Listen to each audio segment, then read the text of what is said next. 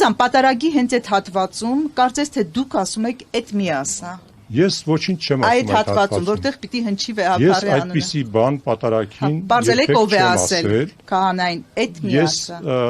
Ես եթե անկեղծ այն եզակի 47-րդ րոպեն է։ Այո, ոնց էլ նայել ես այն եզակի պատարակներից էր, որ ես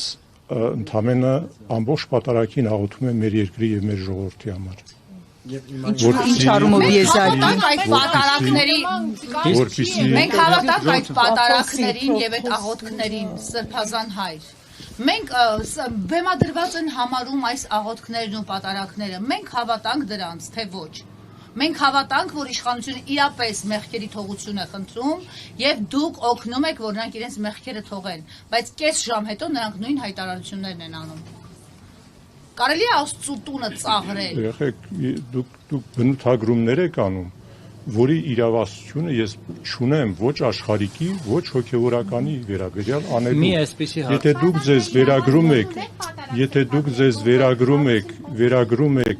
Եթե դուք ձեզ վերագրում եք այդ իրավունքը դատելու եւ հոգևորին եւ աշխարհիկին, ես այդ իրավունքը չունեմ։ Սրբազան հաստիկ եզակի է։ Կարգալույց քահանան կարող է պատարակ մատուցել Սրբազան։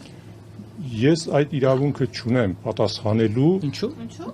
Դուք եք կարգալույց արել։ Համբերեք նախորդ հարցի պատասխանն եմ ասում, վերջացնեմ։ Այդ նախորդն է դա։ Բայց հաջորդն էլ չմոռանաք Լավ, եթե այդպես է ամեն հարցից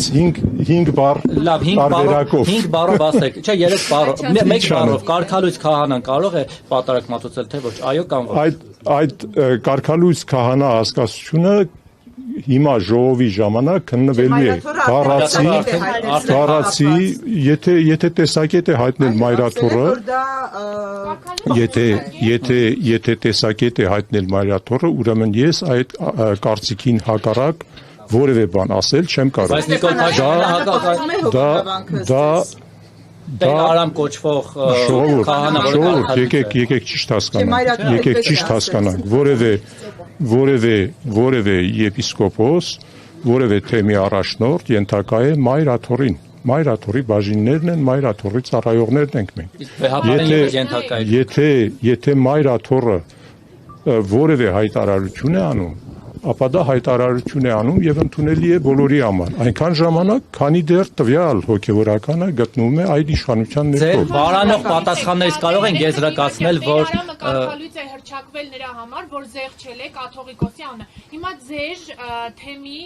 քահանան եւս զեղչել է կաթողիկոսի անունը։ Այս պարագայում ձեր ներկայացում եք մայրաթոռի տեսակետը, եթե նման հայտարարություն է տարածել։ Այսինքն ձեր թեմի քահանան եւս պետք է կարգալույց հրճակվի եւ դուք ընդունում եք, որ այն մարդը, որը զեղչել է կաթողիկոսի անունը, ուրեմն նա եկեղեցում պետք է չլինի։ Ես ձեզ նոր հիշեցրեցի տվյալ դեպքի վերաբերյալ մայրաթոռի պաշտոնական հայտարարությունը,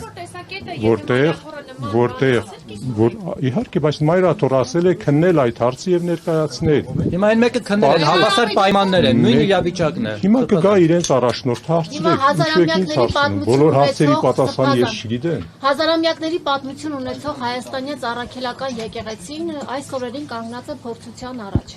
Դուք ինքներդ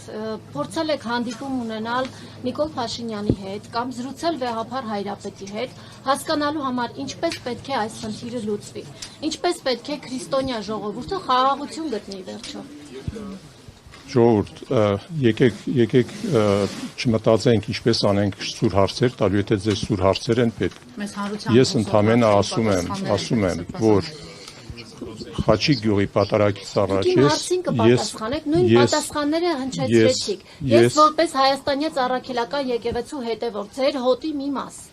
Այդ հարցն եմ տա, ուզում եմ հասկանալ, երբ վերջո խաղաղություն կգտնենք։ Որ դեպքում, երբ որ կաթողիկոսը հեռանա, որ դեպքում։ Ես այդ պատարակից առաջ հանդիպել եմ վեհապարին։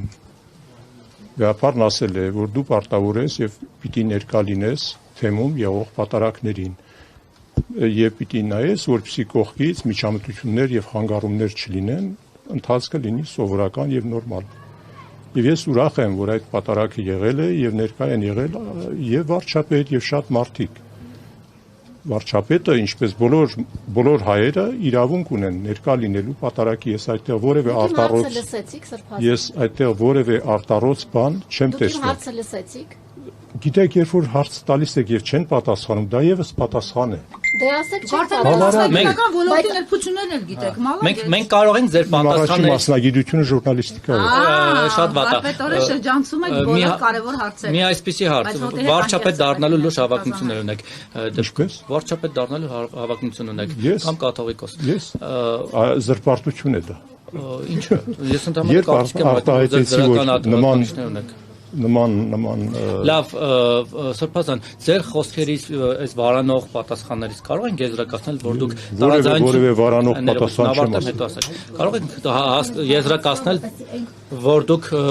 կաթողիկոսի դեմ խնդիր ունեք, ինչ որ եւ չեք որ դուք կաթողիկոսի դեմ խնդիր ունեք եւ այսպես չեք կարողանում հստակ արտահայտել ձեր խնդիրը։ Ես որևէ մեկի դեմ խնդիր չունեմ եւ եթե տեղյակ եք, այն ամենը ինչ ես մտածում եմ ժողովների ժամանակ ասում եմ բաց եւ ուղիղ, առանց վախենալու, առանց վախենալու եւ առանց մտածելու։